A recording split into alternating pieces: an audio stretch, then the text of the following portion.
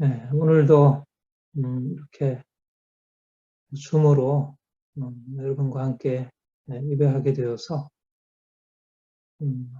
새로운 기대가 있고요. 감사드리거든요.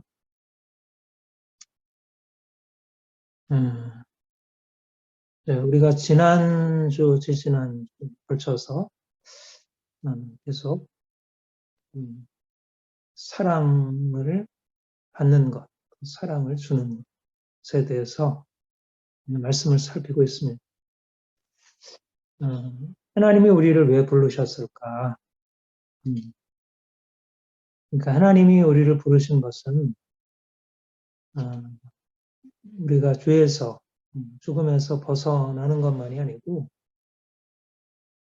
예수님과 같이 되어서 예수님처럼 사랑하며 사는 것이다.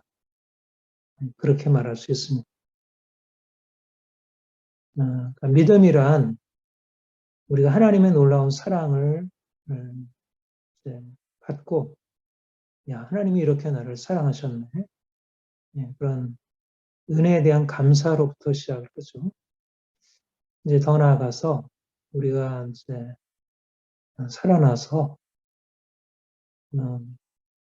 하나님이 우리를 사랑하신 것처럼 우리도 주위에 있는 사람들을 사랑하는 삶으로 나아갈 수 있게 되는 이것이 믿음의 정상적인 이런 성장 과정 이렇게 말할 수 있습니다. 사랑받으면서 시작해서 사랑함으로 은혜를 받고 은혜를 베푸는 것으로 선한 사마리아인의 비유에서 살핀 대로 우리는 강도 만난 자였지만 주님의 은혜로 우리가 치유받고 또 이제 선한 사마리안처럼 살아가는 그것이 이제 주님이 우리를 부르신 목적이고 우리를 향해서 가지고 있는 주의 뜻이라 할 것입니다. 오늘날 세상 사람들을 보면 정말 이제 사랑을 받는 것도 사랑을 베푸는 것도 잘 모르고 또 그렇게 행하려고 하지 않아요. 사랑은 우리의 삶에 간절히 소원하는 바이고 좋다는 것을 인정하면서도 실질적으로 사람들이 그런 삶으로 나아가지 못하는 것을 봐요. 주님이 우리를 부르신 것은 사랑을 원하지만 사랑을 경험할 수 없는 이 세상에 나가서 사랑을 실천하라. 주님이 그렇게 부르셨다 이렇게 믿습니다. 오늘 본문은 우리가 잘 아는 여러 번 살핀 본문입니다. 예수님이 이제 세리 마태를 제자로 부르셨어요. 이제 그리고 나서 그의 친구들, 마태의 친구들을 초청해서 마태가 예수님과 함께 이제 식사를 하게 되었죠. 그런데 예수님의 일거일동을 살피고 있던 바리새인들이 예수님이 세리와 죄인들과 함께 식사하는 걸 보고 거기에 대해서 이제 분노하면서 이렇게 이제 비난을 했어요. 어찌하여 너희 선생은 세리와 죄인들과 같이 잡수시느냐? 그러니까 바리새인들이 보기에 예수님은 하나님 말씀을 가르치는 선생인데 어떻게 말씀을 거슬러서 죄인들과 함께 식사를 할 수 있겠는가?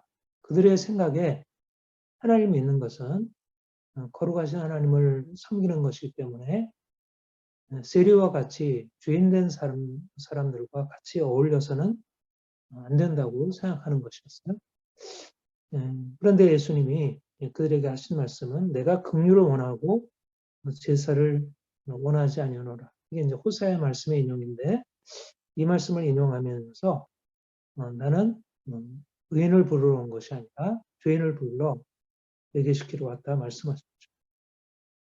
그러니까 바리새인들은 세리들을 바라보고 저들은 상종하지 못할 사람들이야. 저들과 함께하면 하나님이 우리를 미워하실 거야. 이렇게 생각하고 죄인들을 멀리하려고 했다면 예수님은 오히려 그들을 가까이 다가가서 그들에게 은혜를 풀어줘야 할 그런 하나님의 사랑의 대상이라 생각을 했던 것이죠.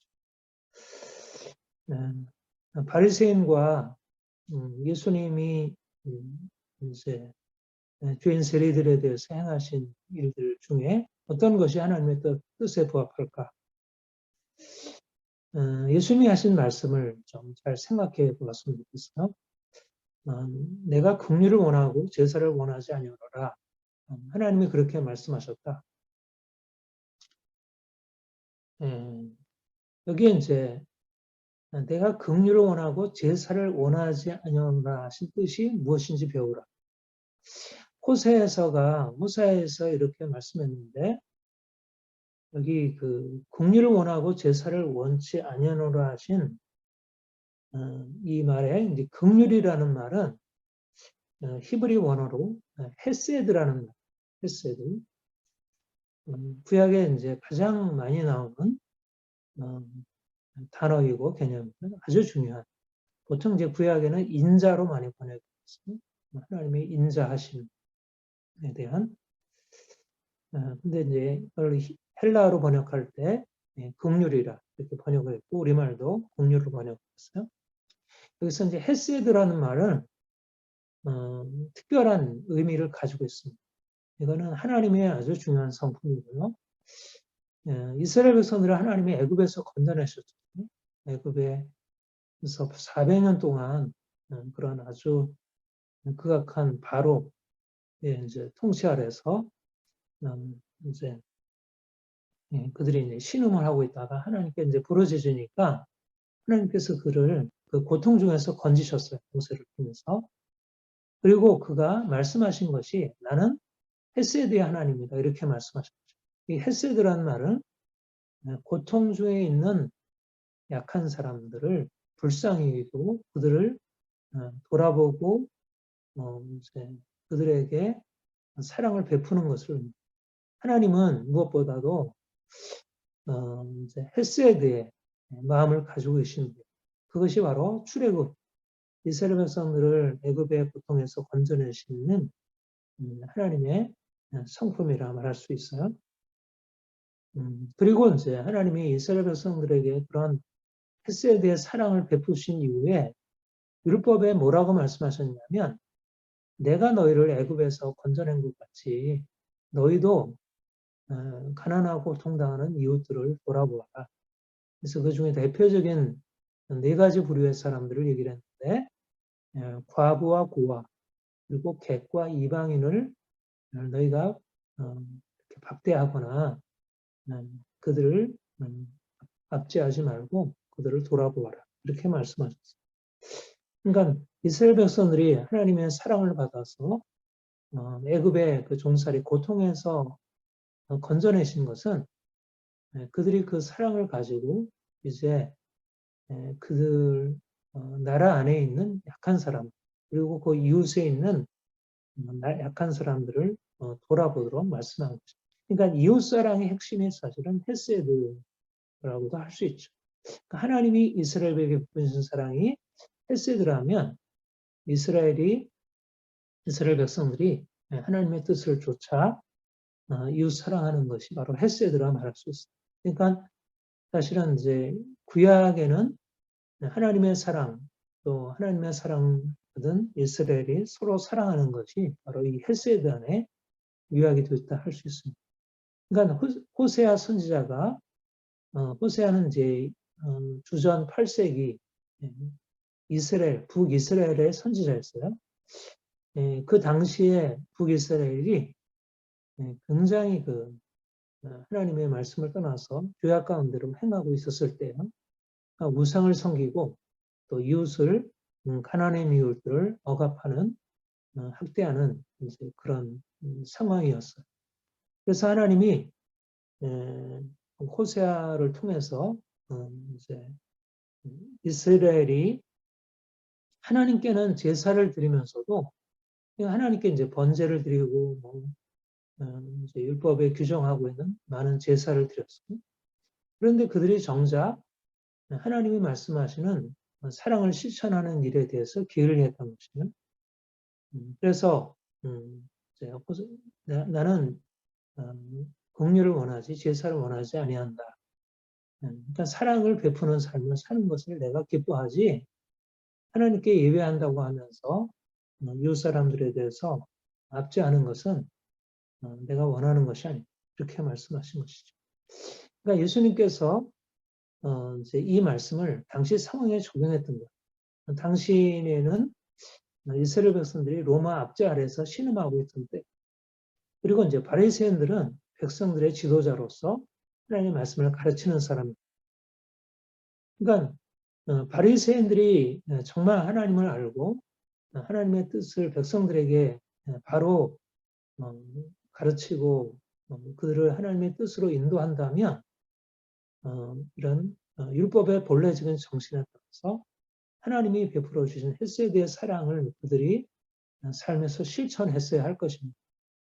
그런데 이제 바리새인들은 하나님을 알고 말씀을 전하는 사람들이었지만 오히려 당시에 주인과 세리 로마 압제 아래 살면서 이제 그들이 이제 또 다른 율법을 제대로 행하지 못함으로 이웃에게 비난받고 멸시당하는 주인 세리들을 하나님의 말씀으로 그들을 배척을 한 것이에요. 그러니까 예수님이 보실 때 그들이 행하고 있었던 것은 진정한 하나님의 뜻을 이루는 것이 아니었다는 것입니다. 그래서 예수님은 무엇보다도 하나님의 사랑을 가지고 이 땅에 오신 분이에요. 그래서 하나님의 사랑이 지금 이곳에 나타난다면 어떤 것일까? 예수님은 당시에 그렇게 사람들로부터 미움받고 멸시당하던 죄인 세리들이 사랑받아야 할 존재임을 보게 된 것입니다. 그래서 그들에게 사랑을 베푸는 것은 가장 합당한 것이다. 이렇게 말씀을 하셨습니다. 이 본문을 통해서 우리가 이제 하나님의 뜻이 무엇인지를 우리가 생각할 수 있습니다. 주님이 바로 우리의 삶의 구원자이시고 삶의 모델이란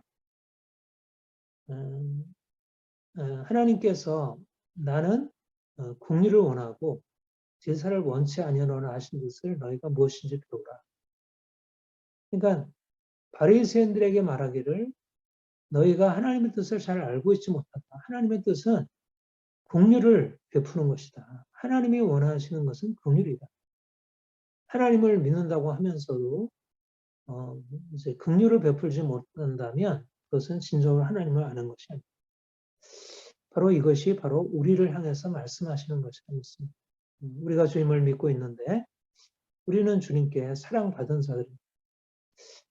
우리 주님이 우리를 사랑하셔서 죄인된 우리를 값없이 용서하시고 하나님의 자녀 되게 하시고 이제는 하나님의 사랑 안에 사는 사람으로 세우셨습니다. 우리가 하나님을 알고 하나님을 따른다는 것이 무엇일까? 바로 예수님께서 말씀하신 대로 하나님의 사랑받은 이스라엘이 율법에 명한 대로 약한 이웃들, 고통당하는 이웃들을 사랑하듯이 우리 역시 하나님께 받은 사랑과 긍휼을 깨닫고 우리 또한 그 사랑을 나타내고 베푸는 삶으로 살아가야 한다는 것입니다. 우리가 그분의 사랑 안에서 온전하게 살아가려면 어떻게 해야 될까요? 우리가 이제 지난주에도 지난주에도 말씀했듯이 사랑받아야 사랑할 수 있습니다. 건강한 자에게는 의원이 있을 때였고 병든 자에게는 있을 때입니다. 우리가 병든 자가 되어서 우리 주님께 나아가 고침받아 건강하게 되어야 진정으로 사랑을 경험할 수 있고 또 사랑받은 자로서 사람들을 사랑할 수 있습니다. 많은 사람들이 사실은 자신의 인생에 대해서 생각할 때 병든 자임을 잘 모릅니다. 저희가 죄인임을 모릅니다. 그들이 죄인이 아니어서 병든 자가 아니어서 그런 것이 아니라 그들이 자신의 실상을 제대로 깨닫지 못해서 바리새인이든 죄인 세리든 모두 다 병든 자이고 죄인들. 그런데 바리새인들은 겉으로 보기에 죄인 세리들보다 훨씬 더 나은 사람들이지만, 그러나 그들은 그들의 자신의 죄를 깨닫지 못하는 영적인 무지함이 있었습니다. 오늘날 많은 사람들이 뭐 외적으로 그렇게 고통당하지 않고 삶에 큰 문제가 없어 보이고 그런 대로 사람들로부터 인정받고 있기 때문에 자신이 죄인됨을 깨닫지 못하고 주님께 나오지 않고, 그래서 진정으로 사랑을 받지 못해요. 그러니까 오히려 인생의 고통과 연약함을 가지고 있는 사람들이 오히려 더 주님께 나와서 주님의 사랑을 경험할 수 있어요. 우리도 이제 만약 우리 인생에 고통과 문제가 없었다면 주님께 나오기가 어려웠을 것입니다. 그런데 주님이 우리의 고통 중에 우리를 찾아오셨고 우리를 고치시고 주님 안에서 평안과 자유함을 얻을 수 있었습니다. 그런데 이거는 처음 예수를 믿을 때만 그런 것이 아니고 우리 평생 사는 동안 우리의 삶이 계속될 일입니다. 주님이 우리의 삶을 우리가 회복하시고 고쳐주지 않는다면 사실은 우리의 삶은 늘 병든 자의 자리에 머물 수밖에 없습니다. 우리가 더 온전하게 사랑을 베푸는 자, 긍휼을 베푸는 자로 살아가려면 날마다 그 사랑 안에 들어가 살고 있어야 합니다. 내 사랑 안에 거하라. 이게 사랑하기 위한 첫 번째 조건입니다. 그리고 주님께서 말씀하신 대로 너도 이와 같이 하라. 예수님께 내가 누구가 내 이웃입니까? 물었을 때 예수님께서 하신 말씀이 사마리아인의 비유를 말씀하시면서 너도 이와 같이 하라. 그렇게 말씀하셨죠. 주님이 우리를 구원하신 목적은 우리에게 사랑을 베풀기 위한, 주님이 우리에게 헤세드를 나타내신 것은 우리가 헤세드의 사랑을 나타내라고 하는 것입니다. 누가 하나님의 사랑을 받을 수 있을까요? 약한 사람들. 그러니까 우리가 약할 때 하나님의 사랑 받았듯이 지금도 약한 사람들이 하나님의 사랑이 필요하고 그들에게 다가가야 하나님의 사랑을 그곳에서 경험할 수 있어요. 사랑을 받을 곳에 들어가야 사랑을 줄 수 있고 그곳에 하나님의 사랑이 나타나서 우리가 사랑의 통로가 됩니다. 그러니까 우리는 날마다 하나님의 은혜 안에 사랑 안에 거해야 되는데 어디에 가 있어야 되냐면 하나님의 사랑이 필요한 어두운 곳, 빛이 필요한 어두운 곳, 약한 곳. 그 이청준의 소설에 그 낮은 대로 임하소서라는 소설이 있죠. 낮은 대로 임하소서. 낮은 데 주님이 임하신다는 거죠. 부자들, 모든 것을 가지고 있는 사람들은 사실상 다른 사람의 도움도 별로 필요로 하지 않고 하나님의 도움에 대해서도 별로 사모하는 마음이 없어요. 그런데 오히려 고통당하는 사람들에게 이렇게 하나님의 사랑이 필요하고 그들에게 다가가면 우리 안에 하나님의 사랑이 들어와서 우리를 통해서 하나님의 사랑이 나타날 수 있는 그러한 것을 경험할 수 있어요. 우리가 왜 점점점 하나님의 사랑을 잃어버릴까요? 우리의 삶에 별로 문제가 없게 되면 하나님의 사랑이 우리의 삶과 상관없어도 돼요. 그러니까 우리가 정말 힘들고 어려우면 하나님을 향해서 나와야 되는데 삶이 그런 대로 회복이 되면 이렇게 하나님이 필요 없다고 여기시죠. 그러니까 우리가 계속해서 그 사랑 안에 머물고 그 사랑 안에 거하려고 하면 오히려 약한 데를 찾아가요. 약한 사람들을 찾아가는 것이 오히려 하나님의 사랑 안에서 지속해서 살 수 있는 거죠. 여러분 이제 종종 이런 탤런트나 이렇게 정말 여러 가지 것을 누리고 있는 사람들이 뭐 이제 가난한 아프리카나 이런 데 가서 돕고 또 자원봉사하고 하는 걸 보잖아요.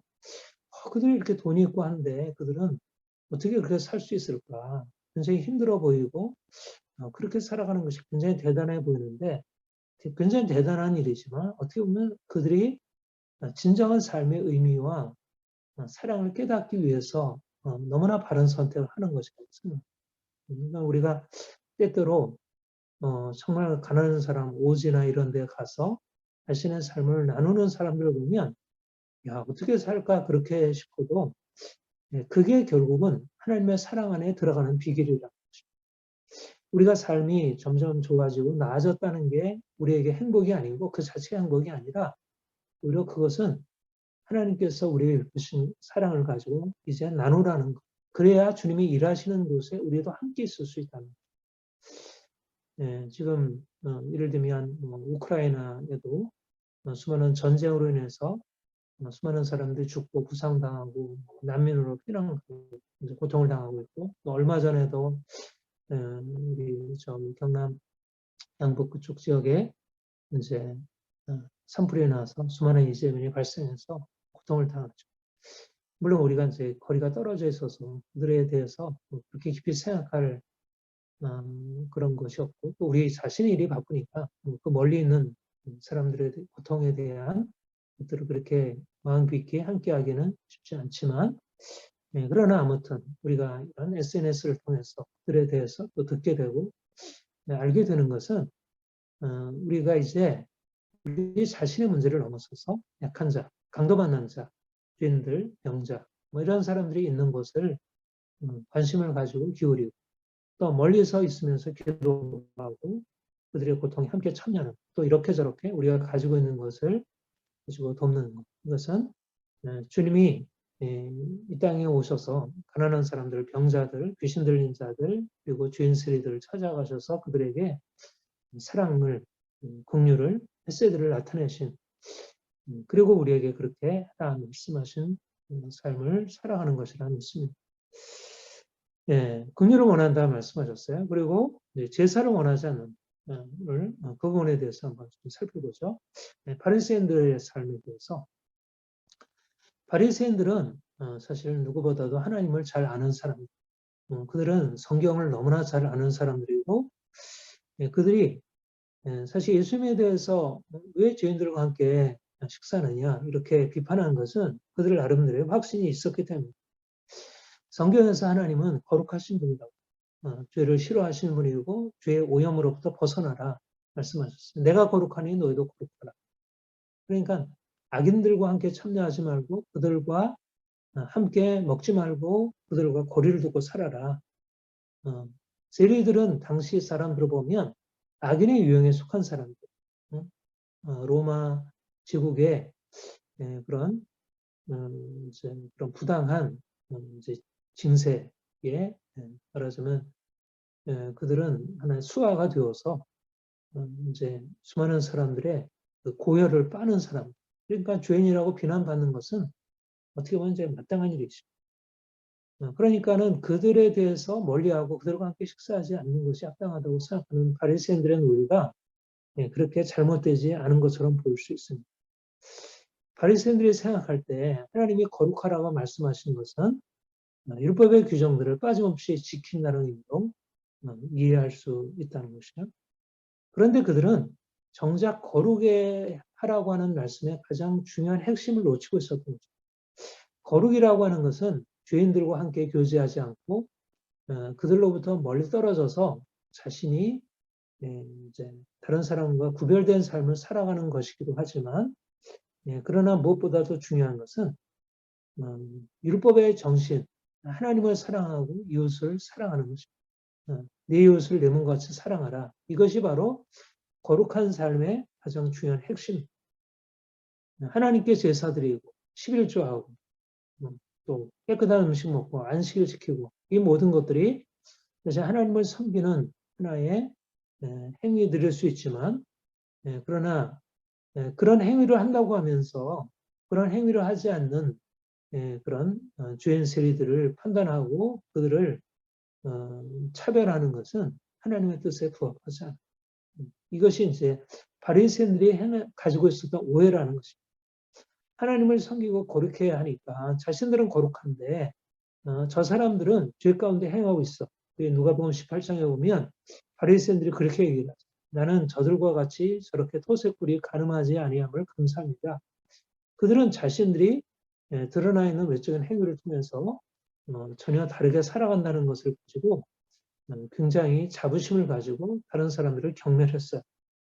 그런데 그들에게는 진정한 하나님의 사랑이 없었다는 것입니다. 하나님의 사랑을 깨닫지 못하고 하나님의 사랑을 실천하지 않았다는 것입니다. 그들은 하나님에 대해서 오해했고 하나님의 뜻에 대해서 오해한 것입니다. 사실상 우리 자신을 포함해서 많은 사람들이 예수를 믿고 하나님의 뜻을 분별하고 하나님의 뜻대로 살아가는 사람들이 있긴 하지만, 그러나 많은 사람들이 하나님을 안다는 이유로 오히려 자신은 의인이고 저 사람은 죄인이라는 자기 자신과 다른 사람을 차별하면서 자신을 그렇게 다른 사람 위에 두려고 하는 사람들이 적지 않아요.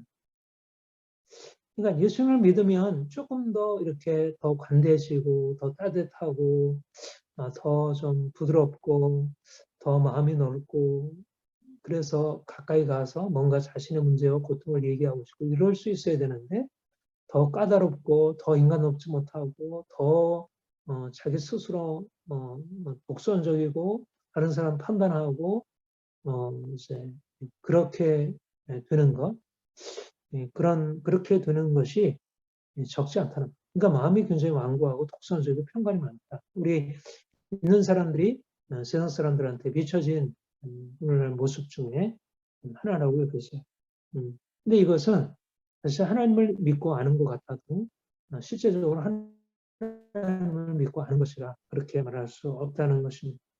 하나님을 아는 것은 무엇을 아는 것일까? 하나님의 사랑을 아는 것. 하나님이 나를 이렇게 사랑하셨고 하나님이 놀라운 은혜로 나를 살리셨고 이것을 아는 것이고, 또 하나님을 아는 것은 그가 나를 사랑하시는 것처럼 나도 그와 같이 행하는, 이것이 하나님을 아는 것. 하나님을 안다는 것과 하나님의 사랑을 깨닫는 것, 하나님의 사랑을 실천하는 것은 한 가지. 그러니까 우리가 하나님을 정말 알고 하나님을 믿는다면 우리의 삶에 나타날 것은 공감과 긍휼, 다른 사람을 향한 열려진 마음이에요. 내가 하나님을 안다고 하면서 다른 사람을 향해서 높은 마음을 가지고 다른 사람을 경멸하거나 차별하는 바리새인의 자세를 가지고 있다면 이것은 진정한 하나님을 아는 지식이라 할 수 없고 우리의 삶이 하나님을 떠나 있다 말할 수가 있습니다. 그러니까 바리새인들은 하나님을 아는 사람들이었지만 사실 하나님을 모르는 사람들이었고, 우리가 기독교 신앙이 늘 그래왔어요. 하나님을 아는 사람들이 하나님을 아는 것으로서 삶에서 그 하나님을 아는 삶을 드러내는 게 아니라 삶에서 전혀 하나님을 아는 삶이 드러나지 않는 것으로 봅니다. 기독교가 사랑 없는 종교가 되기 쉽다는 거죠. 사랑이 없는 것은 그거는 진정한 생명의 이제 신앙이라 할 수가 없습니다. 제사보다 긍휼을 원한다. 이 말씀이 바로 하나님은 사랑 없는 종교를 원하지 않는다. 사랑이 없으면 이미 그것은 하나님이 없다는 것이고, 하나님이 없다는 것은 사실상 전혀 진정한 믿음이라 할 수 없는 것이죠. 오늘날 세상은 정말 이기적이고 너무 자기 것만을 챙기고 돈이 전부이고, 그리고 돈 없는 사람은 차별하고 또 어떻게든지 돈 벌기 위해서 악이라도 이렇게 행하려고 하는 그런 세상. 그리고 다른 사람을 미워하고 억압하고 또 약자들에 대해서 무관심한 것이 세상 사람들의 형편.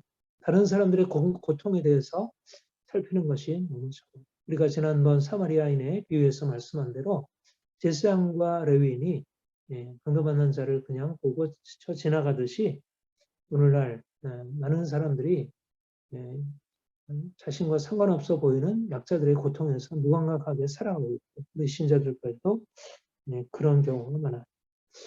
그리고 오히려 다른 사람을 판단하고 내가 그와 같은 죄를 짓지 않는다고 그렇게 생각하기가 쉽다는 것입니다. 사실상 우리 주위에 있는 많은 사람들은 단지 바리새인들이 바라보듯이 저들은 미워하고 밀어내야 할 죄인과 세리들이 아니다. 그들이야말로 의사가 필요한, 영혼의 의사가 필요한 그런 환자들이고 진정으로 사랑을 받아야 할 사람들. 그들에게 필요한 것은 주님이고 또 주님의 사랑을 받은 사람들이 베푸는 사랑입니다. 우리 주위에 수많은 사람들이 고통과 절망 가운데 있어요. 우리가 정말 그들에게 어떻게 주의 사랑을 전할 수 있을지, 우리가 이제까지 삶을 돌아보면 저도 그렇고 진정으로 주변 사람들의 고통, 이웃의 아픔, 그들의 절망, 그들의 정말 그 문제들을 나의 문제로 생각하고 돌아보지 못했던 것을 반성하게 됩니다. 이제는 우리가 주님께서 우리를 사랑하신 그 사랑을 받은 자로서 이제는 나를 중심으로 한 그런 삶이 아니라 이웃을 중심으로 한 신앙. 내가 혼자, 내가 자유롭고 내가 옳다고 생각하는 일을 이렇게 추구하고 살아가는 그런 고독한 삶이 아니라 이웃을 향해서 책임을 가진 이웃의 것을 나의 책임으로 받아들이는 그런 삶을 살아가는 이게 이제 주님의 뒤를 따르는 우리의 진정한 삶의 모습이라고 생각합니다. 우리가 주님을 더 알아갈수록 주님이 나를 이렇게 사랑하셨고 내가 더 주님의 사랑 안에 온전히 거해있고 얼마나 감사해요. 주님이 나를 사랑하신다는 사실만큼 얼마나 감사해요. 그러니까 세상에 아무것도 없다 할지라도 주께서 나를 사랑하신다는 것을 내가 알고 그 사랑 안에 거한다는 것만큼 귀한 일이 없어요. 왜냐하면 그것서부터 모든 좋은 것이 우리에게 흘러들어오니까. 이제 주님이 우리에게 모든 것을 아낌없이 베푸셨어요. 그리고 이제 나눠주라, 주라. 그리하면 이 모든 것을 너희에게 그냥 후히 넘치게 하여서 안겨주리라 말씀하셔요. 너도 이와 같이 하라 말씀하셔요. 우리 주위에 우리의 사랑이 필요로 하는 사람들이 누굴까? 우리 주위에 영혼의 병들고 육체와 삶이 병들어 있는 사람들이 누구일까? 내가 그들에게 어떻게 나아가서 예수님이 하신 것처럼 그들에게 사랑을 베풀고 우리가 앞으로 계속 실험해야 할 것이라서 주님이 우리를 더 온전하게 그 사랑의 삶으로 이끌어 가시기를 간절히 소망합니다. 여러분들을 그런 삶으로 살아가시길 축복합니다. 기도하겠습니다. 하나님 아버지 감사합니다. 그래서 우리를 사랑하셔서 병든 우리 고쳐주시고 죄인된 우리 구원하시고 이제 하나님의 사랑 안에서 살아가게 하시니 감사합니다. 우리가 이제는 날마다 주님이 베푸신 은혜를 감사하며 내 자신을 위했던 삶에서 이제는 주님을 위한 삶이고 또 고통당하는 이웃을 위하여 사랑 베푸는 삶으로 살아가게 하옵소서. 이제까지 나만을 위하여 이기적인 삶의 방향을 두고 살아온 것에 대해서 회개하며 이제 우리의 눈이 열려져서 우리의 마음이 열려져서 우리 주위에 있는 수많은 약한 사람들 돌아보고 그들을 위하여 우리 자신을 내어주는 삶 살게 하여 주옵소서. 감사드립니다. 예수님의 이름으로 기도합니다. 아멘.